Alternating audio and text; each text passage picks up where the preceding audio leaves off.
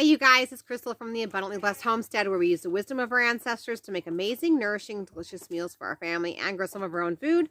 Today I'm going to be showing you guys my seating table that I made for myself. I've been talking about this for a long time on the channel, and it's about time you guys get to see it. It is complete and I've been using it already. Technically you guys are sitting on it right now, so I'm going to move the camera and I'll show you guys what we have. Okay, so this is my seating table. This was a project that is kind of made off of a setup that my neighbor has in her greenhouse, but I decided to make a table instead. And so basically I built a table. This is all reclaimed lumber and scraps and such. So I built a table, and then we had some leftover Trex decking, but you could use regular wood as well. This is just a little bit more water resistant. So that's the entire top of my table. And I left gaps, and I'll show you guys why here in just a second.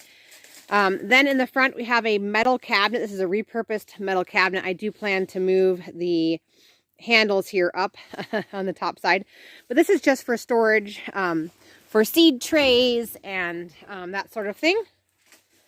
But the reason why I wanted this metal cabinet in here is because we are inside of our huge greenhouse. And so what ends up happening is the sun hits the black cabinet during the day. And because the black cabinet occupies about half of this table, it sends heat up and heats up your seed trays, which is amazing for things like peppers. So I'm starting my peppers outside with no electric mat underneath it because this gets so warm. You guys can see I've got some cabbages started, lots of onions. And then this is my celery. I do have a couple that came up. I kind of accidentally fried these the other day, so I'm probably going to have to reseed. And then this is all lettuce here. And then some more onions. But I built a second shelf. That's up here. I haven't had to fill it yet. But anyway, so the sun hits this. It warms it up. The heat comes up through the bottom of the table.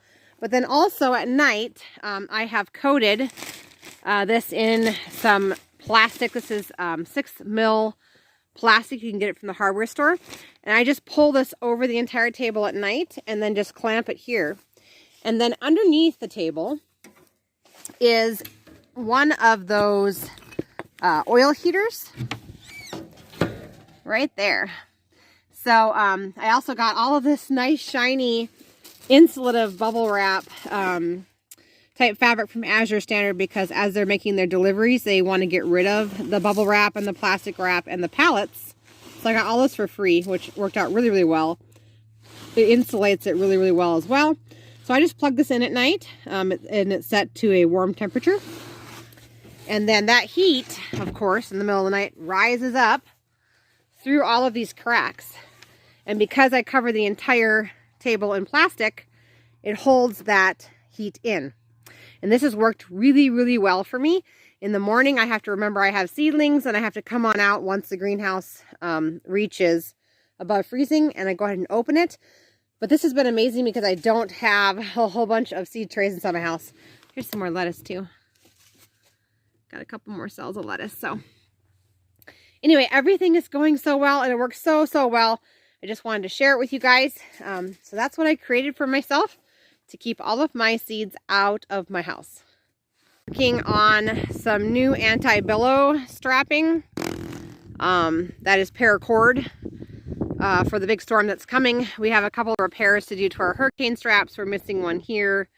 But we're actually switching over to another style for the support for this upcoming storm. Paracord works so well. It keeps everything so tight. And here are the goat babies. We'll see how many come over.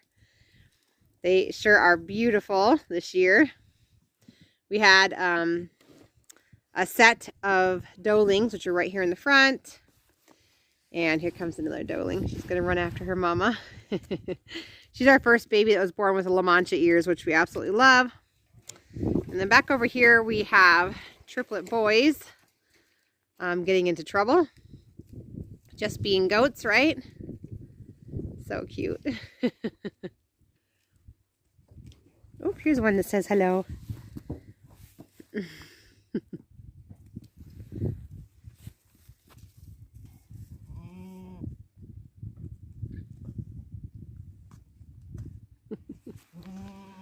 They're acting all tough back there. This is our new chicken tractor setup. Usually my egg layers are free range, but I wasn't getting very many eggs, and I was trying to determine whether or not they just weren't laying or if they were laying somewhere in the forest. So this is actually a hoop coop. The door is on this end, and this is going to be used for our chicks this year. But I have butted it up against their actual coop so that they can come down here and eat during the day and have some sunshine, and then go back into their coop, which is not finished, obviously. It needs some siding, to lay their eggs and to roost at night. All right, once inside, we have a whole bunch of roosting bars. And the chicken water. And of course, nesting boxes, which it looks like I have an egg that makes 3 eggs today. So that's awesome. The girls are happy. That is our new chicken tractor. There is a little ramp that comes out on this side. And like I said, it's just going directly into this hoop coop right now. And we will move this hoop coop again when we go to use it for chicks. But for right now, the girls are locked up until I start getting a little more eggs, which I've gotten 3 today. I was getting 0, so that's better than 0. All right, well, that's at least a partial farm tour. If you guys like this video, please give it a thumbs up. I plan, as the season gets warmer, to have a lot more videos focused on not just cooking, but growing your own food and the process of doing that, and also enjoying farm life. So if you guys like this content, make sure you let me know. Hit the thumbs up, put a comment down below. I'll see you guys in the next video. Thanks for watching.